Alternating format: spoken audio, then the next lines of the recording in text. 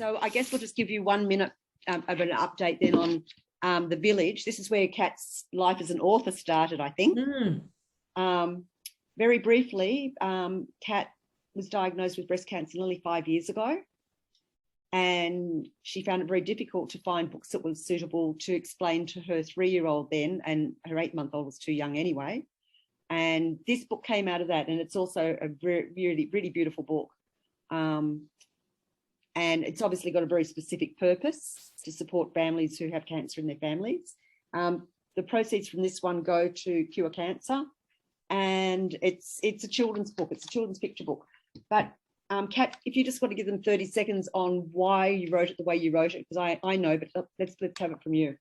A lot of the resources that I looked at were either targeted at older children or didn't discuss cancer the way I wanted to talk to my children about cancer.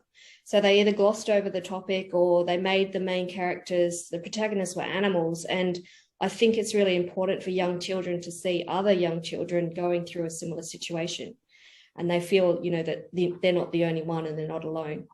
The other thing that I wanted to do was be really factual. So we've talked about each of the therapies and also use the big names. So we've used chemotherapy, radiotherapy, oncologist, and those sorts of words in the text, because the children are overhearing that. And I think it's much better to inform the child than to just tell them, oh, don't worry about that. That's an adult word. It's, you know, not for you, don't worry. So I think it's just so much more empowering to give the children information. And I wanted them to have visual cues as well. So that's the artist that we got was a local artist, Krista Brennan, and she's done in watercolors the linear accelerator, which a lot of people would receive radiotherapy from. And it's just, I think she's just done an amazing job with the really realistic paintings that she's done for the book. But yeah, no, I love that book. That took a long time to write. That took 3 years to write that one. And